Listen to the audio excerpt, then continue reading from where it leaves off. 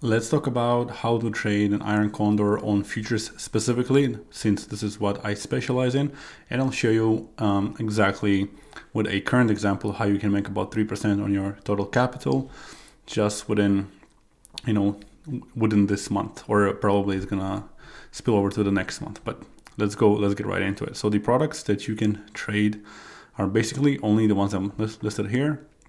Now there are a few more products like grains. You cannot really trade corn or wheat as an iron condor just because the fees will pile up and you get a very little amount of credit. So it's not something you can trade on these products, but anything from gold and ES and even Nasdaq and the Russell, but I don't have much experience with them, so I didn't include these products in here. These are the ones that I have the most amount of experience, and I've actually traded some iron condors on. So this is the products we are going to focus on. So the entry rules are very simple. I summarized everything based on almost 10 years of experience of selling iron condors and mostly strangles, but it's kind of the same thing, but they do overlap one another. So the rule number one is price must be in a side trend, and we'll go over an example in just a second. Let's just go over all the rules. Rule number two is there is no upcoming events that can cause volatility. So for example, a big tariff announcement that we all know is coming, or maybe like a rate cut decision if you're trading gold or silver, for example, or maybe crude oil. So this kind of stuff. Obviously, we cannot predict everything, but the things we definitely want to avoid if we expect some volatility during some announcements. The rule number three is we open positions with around 45 days to expiration or more. Usually about 45 is probably going to be the best for an iron condor. Short strikes are going to be at delta 16 and long strikes are going to be around delta 10. And we'll have to try and make it as equal distance as we can, because on one side delta 10 might be a bit more of a gap than on the other side, but it's okay. We'll go through an example on interactive brokers in a second. It will all make total sense very, very easily. So for the position management, again, pretty easy. We take profits at 50% of credit. Stop loss is going to be at 75% of credit, not at 100%, because the difference between the stop loss of 100% and 75% in terms of the price movement of whatever you're trading, gold, for example, it's really tiny. So there's no point risking extra 25% for basically no protection or very little protection. So 75% is definitely a ideal spot for an iron condor.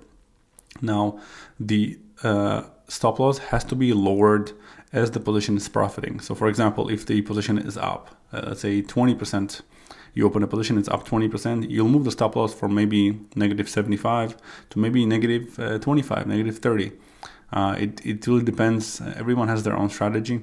The way I do it is I'll move it when the position is up 25, I'll probably move it to like down 30, down 35 for the stop loss, and so on and so forth. As you get better as the position is getting more profitable, you keep improving your stop loss, which is a big risk management feature that I found.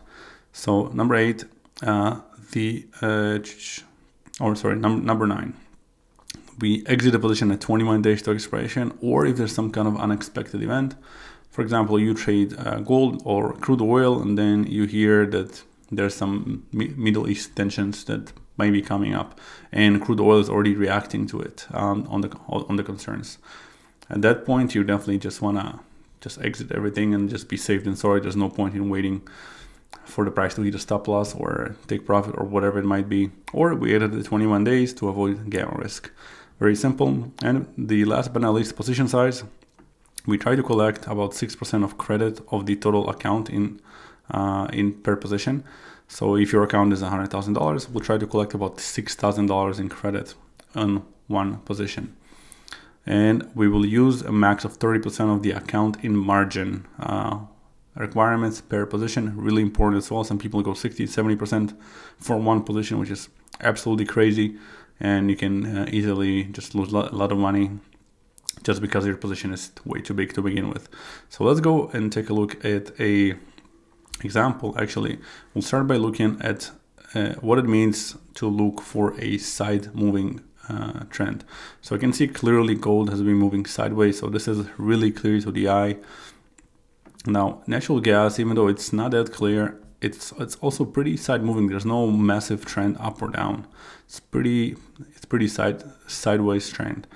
Crude oil, even though we had the spike over here, is also pretty, you can see it's been moving within a range for quite a while.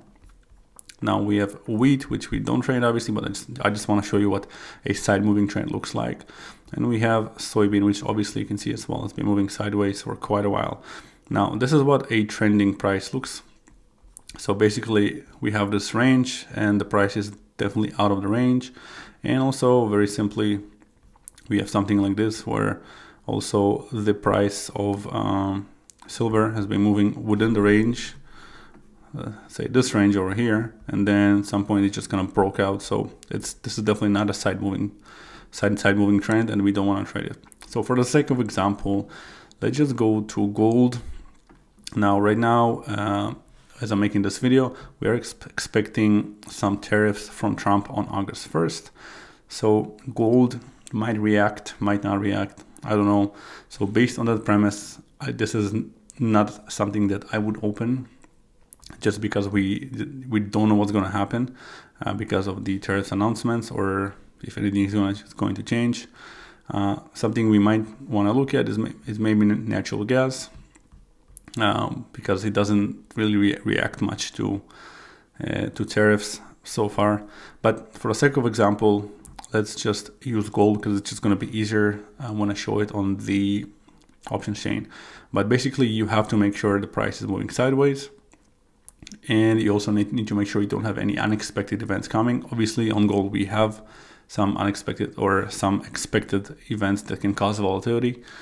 So we're not going to open this position, but we will use it as an example. So you definitely want to be looking at the fundamentals before you open a position. This is absolutely key when you trade neutrally. So we'll look at the 42 days to expiration, since it's the closest to the 45 days. And this is the October future contract. So if we go to delta 16 on each side, or closest to delta 16 will be right around here, 35.75. Then we'll do the same thing on the other side, so right here. Now we can go and buy the delta 10, which will be right here, give or take. And let's see what is the difference here in strike. So we have 35 plus 25, it will be 60 points. So we have a 60 point difference on this side. If you look at delta 10 on this side, we are looking at pretty much exactly the same, I believe. If I believe correctly, 15 plus 35, it will be actually 50 points. So it's not really equal distance, which is okay for the most part. Personally, I will try to make it as equal distance as I can, but deltas are a bit more important. So we can try and just move it 10 points up. So if we move this to 10 points up, it doesn't let me do it. So it does actually. So we have here 45 plus 15. We have 60 point difference over here. And we have a 60 point difference over here, 35 plus 25. So this is a classic iron condor. Yes, the delta is a bit lower here. It's delta 9, so delta 10. But we need to make sure the iron condor is equal distance. So right now we can collect probably about $1,280 per contract. So if you want to collect 6% of the account, we can probably go 4 contracts. So we go 4 contracts will give you about $5,240 in credit. You can take profit at 50%, and the margin requirements are about just 5,000, which is well below the 30%. And I'm just sampling it for a $100,000 account. So this is basically how simply you can open pretty safe positions, especially in environments where you don't know where things are going, but you can find some really, really good trades. And this is just another kind of tool that you can use in your bag. And hopefully this was pretty useful. If you have any questions, let me know in the comments. But this is a pretty easy and cool example of how you can open pretty good positions and profit almost 3% of your account within a month, probably even less than a month, probably 15 to 20 days, depending on what happens to the price of gold. So thank you so much for watching. And if you have any questions, let me know, like I said, and I'll catch you in the next one.